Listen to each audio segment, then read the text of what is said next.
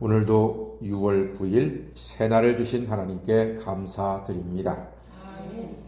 우리가 학생 시절 경험 중에 이런 일도 있을 겁니다.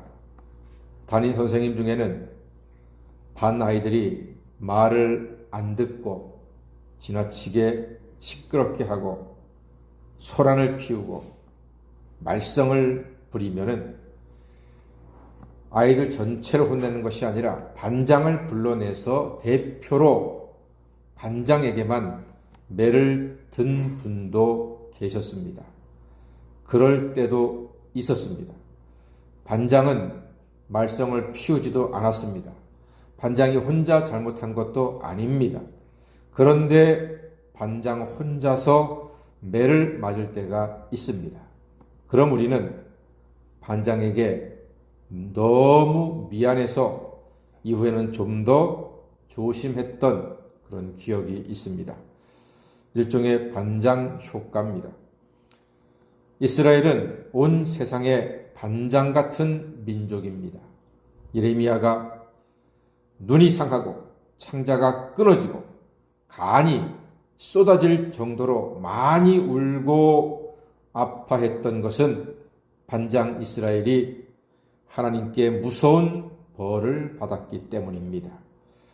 우리는 이스라엘을 보면서 우리의 잘못을 봐야 합니다. 우리도 범죄하면 이스라엘처럼 혼날 수 있구나. 조심하자. 우리도 우상을 섬기고 하나님을 참되게 예배하지 아니하면 저렇게 이스라엘처럼 얻어 터질 수가 있구나. 매를 맞을 수가 있구나 하고 조심해야 하는 것입니다. 이것이 일종의 반장 효과입니다. 하나님은 이스라엘을 반장으로 혼내시는 중에도 회복과 치유의 소망을 주고 계십니다. 19절 말씀이 바로 그 핵심이 되겠습니다. 자, 예레미야가 2장 19절 말씀 다 같이 읽어보겠습니다. 시작. 초저녁에 일어나 부르짖을지어다. 내 마음을 주의 얼굴 앞에 물 쏟듯 할지어다. 각 길 어귀에서 주려 기진한 내 어린 자녀들의 생명을 위하여 주를 향하여 손을 들지어다 하였도다. 아멘. 예. 보세요. 초저녁에 일어나 부르짖을지어다. 주의 얼굴 앞에 물 쏟듯 할지어다. 마지막에는 주를 향하여 손을 들지어다 이렇게 말씀하셨습니다. 모두 뭐 하라는 말입니까? 그렇습니다. 기도하라는 말입니다. 하나님은 전심과 진심으로 회개하는 자녀에게는 큰 은혜를 베푸신다는 뜻입니다. 그래서 이 19절 말씀은 사막의 오아시스와도 같은 시원함을 주고 있습니다. 우리에게 길은 열려 있습니다. 그런데 그 길은 바로 하나님께 있습니다. 기도하면 하나님이 우리에게 길을 열어 주십니다.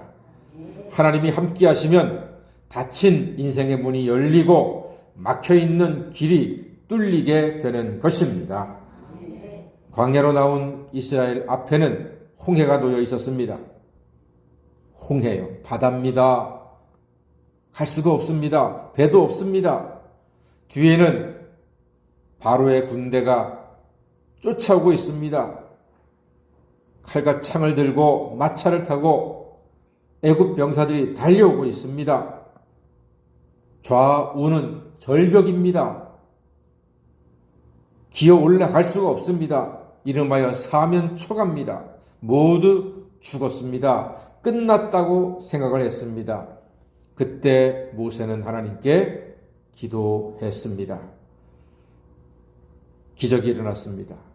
끝났다고 생각한 그곳에서 하나님이 길을 만드시는데 빠져 죽을 줄 알았던 바다 밑으로 길을 내셨는데 보통 길이 아니라 마른 길을 내셔서 그 길로 말미암아 구원을 받게 하셨습니다. 다 같이 사방 인생길 막혀도 기도로 여는 하늘길은 남아있다. 할렐루야. 사방 인생길 막힐 때가 있습니다. 어디로 가야 하나 앞으로도 못 가고 뒤로도 못 가고 좌로도 우로도 못 갈 때가 있습니다. 절망스럽지 않습니까? 낙담되지 않겠습니까? 그러나 여러분, 하늘을 보시기를 바랍니다. 하늘의 하나님께 기도하십시오. 부르짖으십시오. 얼굴을 하나님 앞에서 물소듯 하십시오. 주를 향하여 손을 들 때에 하나님께서 역사하시면은 빠져 죽을 줄 알았던 그 바다가 길을 내서 마른 땅으로 건너는 기적 같은 역사를 하나님께서 허락하여 주실 줄 믿습니다. 하나님은 우리의 기도를 기다리십니다. 인생의 고난이 와도 하나님이 역사하실 때 우리는 반드시 이길 수 있습니다. 하나님의 지혜가 세상의 환난보다 큽니다. 하나님의 능력이 사탄의 힘보다 더 크신 줄 믿습니다. 예레미야 33장 3절에서 말씀합니다. 너는 내게 부르짖으라. 내가 내게 응답하겠고 크고 비밀한 일을 우리에게 보여주신다 약속하셨습니다. 기도는 하나님의 선물입니다. 다 같이 기도는 하나님의 선물이다. 그래요. 기도는 하나님의 선물이에요.